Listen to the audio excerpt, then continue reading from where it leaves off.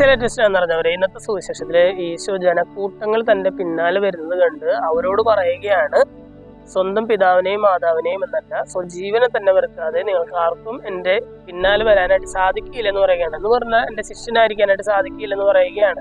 അതിനർത്ഥം എന്താണ്? നമ്മുടെ ജീവനെ അങ്ങോട്ട് ഭയങ്കരമായിട്ട് വെറുത്ത് ഉപേക്ഷിക്കണം എന്നുള്ളതല്ല പറയുന്നത്, മറിച്ച് എന്റെ ജീവനേക്കാളും ഞാൻ ദൈവത്തെ സ്നേഹിക്കണം എന്നുള്ളതാണ്. അല്ലെ, ദൈവത്തെക്കാൾ ഉപരി എന്റെ മാതാവിനെയോ പിതാവിനെയോ എൻ്റെ ജീവിതത്തെ തന്നെയോ സ്നേഹിക്കാനായിട്ട് പാടില്ല എന്ന് പറഞ്ഞാൽ എൻ്റെ ജീവിതത്തിൽ ദൈവത്തിന് അത്രമാത്രം ഒരു പ്രാധാന്യമുണ്ട്. എൻ്റെ ജീവനേക്കാളും ഞാൻ ദൈവത്തെ സ്നേഹിക്കുന്നു എന്നുള്ളൊരു ബോധ്യത്തിൽ വേണം ഈശോയുടെ ശിഷ്യനായിരിക്കാനായിട്ട്. എന്നിട്ട് ഈശോ തൊട്ടടുത്ത വചനത്തിൽ പറയുകയാണ്, സ്വന്തം കുരിശ് വഹിക്കാതെ നിങ്ങൾക്ക് ആർക്കും എൻ്റെ ശിഷ്യനായിരിക്കാനായിട്ട് സാധിക്കുകയില്ല.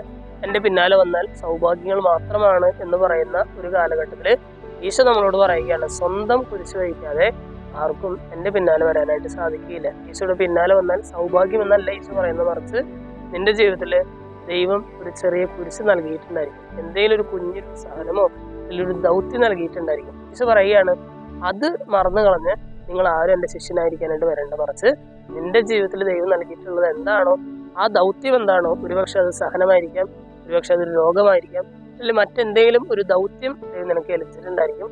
അത് മറന്നുകൊണ്ടായിരിക്കരുത് ദൈവത്തിന് വേണ്ടിയുള്ള നിന്റെ പ്രവർത്തനങ്ങൾ എന്ന് പറയുകയാണ്. ഈശോ പറയുകയാണ്, സ്വന്തം കുരിശ് വഹിച്ചുകൊണ്ട് നീ എൻ്റെ പിന്നാലെ വരണം, എന്നാലേ നിനക്ക് എൻ്റെ ശിഷ്യനായിരിക്കാനായിട്ട് സാധിക്കുള്ളൂ. ഇന്നത്തെ സുവിശേഷ ഭാഗം വായിച്ചു കഴിയുമ്പോൾ നമുക്കെല്ലാവർക്കും ചിന്തിക്കാം, എൻ്റെ ജീവിതത്തിൽ ദൈവം എനിക്ക് നൽകിയിരിക്കുന്ന ദൗത്യം എന്താണ്, ആ ദൗത്യവും കൊണ്ട് ഞാൻ എൻ്റെ ഈശോ അനുഗമിക്കും എന്നുള്ളൊരു ബോധ്യത്തോടെ മുന്നോട്ട് പോകാം. ദൈവം എല്ലാവരെയും സമൃദ്ധമായിട്ട് അനുഗ്രഹിക്കും.